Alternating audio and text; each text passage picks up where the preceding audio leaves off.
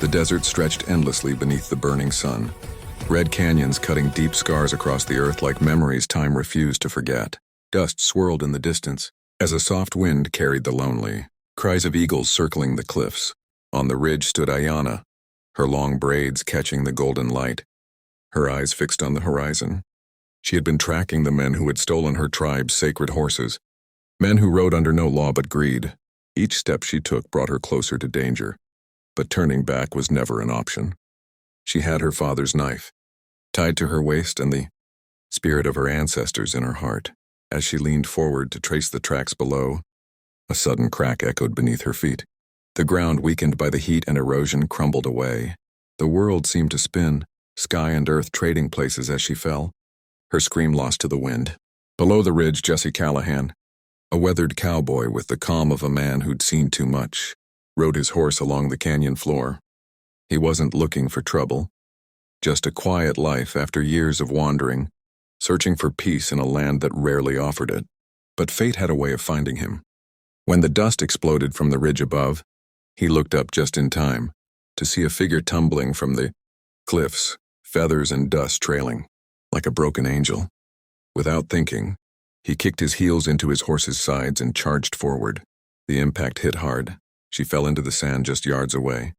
Motionless but breathing, Jesse leapt off his horse and ran to her side. She was young, strong, and badly hurt, her shoulder bleeding, her ankle twisted. Her eyes fluttered open, wild and fierce. "Don't touch me," she rasped. "I can take care of myself." Jesse crouched beside her, his voice calm but firm. "You fell from near 30 feet, miss. You're lucky to be breathing. Let me help you." She tried to push him away, but her strength was gone. The pain was too much. Finally, she let him lift her, his arms steady and careful. "Easy now," he murmured, wrapping her in his coat. She shivered as the sun began to set behind the cliffs, the air cooling. He carried her to his horse, placing her gently in the saddle before mounting behind her.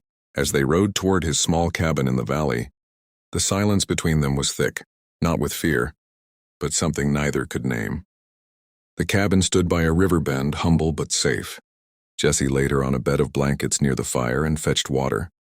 He cleaned her wounds, wrapped her shoulder, and set a pot to boil.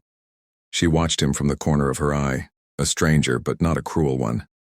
His face was worn by sun and solitude, yet there was kindness in his eyes, a rare softness that made her uneasy. When she finally spoke, her voice was low. "Why did you save me?" He paused, his hand stilling on the bandage. "Because I couldn't let another soul fall if I could stop it," he said quietly.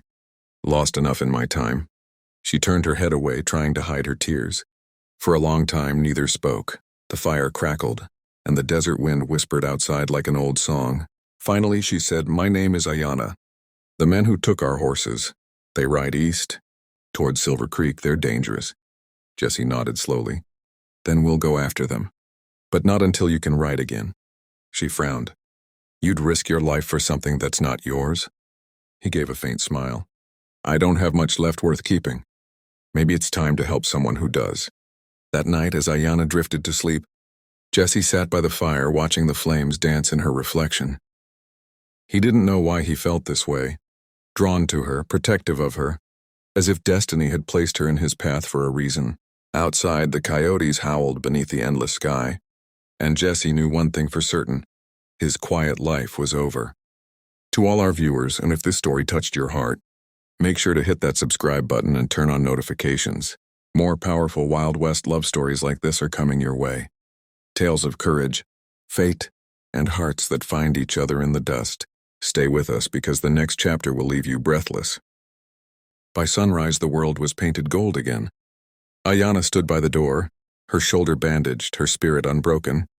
Jesse was already outside, saddling 2 horses, his rifle strapped to his back. "You sure you can ride?" he asked, his tone half stern, half concerned. She smirked. "If I can fall from a ridge and live, I can ride." He grinned at that, her strength, her fire. Together they set off toward Silver Creek, where the thieves had taken refuge. The desert was silent except for the rhythm of hooves and the soft whisper of wind. Along the way they spoke little, but each glance told a story, of trust building slowly, of 2 souls stitched together by circumstance. Jesse told her about his past, how he'd once been a soldier, How war had turned him into a man of few words and fewer hopes. "I came out here thinking I'd find peace," he said, his eyes fixed on the horizon. "But peace don't come easy in a land like this." Aiyana listened quietly. "Maybe peace isn't something you find," she said. "Maybe it's something you make." By midday, they reached the edge of Silver Creek. Smoke rose in the distance. 3 men lounged near the stolen horses, rough, armed, and careless. Jesse looked at Aiyana. "We'll take them by surprise. Stay low, aim true." The attack came fast. Jesse moved like a storm, silent, precise, his rifle cracking through the canyon air. Aiyana's arrows flew swift as wind, striking with deadly grace. Within minutes, 2 men lay unconscious, and the third tried to run, only to be stopped by Jesse's lasso. They retrieved the stolen horses, the sacred markings shining in the sunlight. Aiyana walked to them, her hand trembling as she touched their manes. "They're home," she whispered. But as they turned to leave, one wounded outlaw raised his gun. The shot rang out, striking Jesse in the shoulder. Aiyana screamed, rushing to him. He fell to one knee, blood soaking his shirt, but his eyes stayed steady. "Go!" he shouted. "Get the horses to safety." She refused. "Not without you." With fierce determination, she tore a strip from her dress and pressed it to his wound. "You saved me once," she said through tears. "Now it's my turn." They made it back to the cabin by nightfall. Jesse's wound was deep, but she tended to him with gentle hands, refusing to rest until his breathing steadied. He watched her in silence, pain and admiration mixing in his gaze. "You could have left," he whispered. "But you didn't." She smiled faintly. "You carried me when I couldn't walk, Jesse. You became my hope when I had none. How could I leave the man who saved my life and my heart?" Outside, the desert stars burned brighter than ever.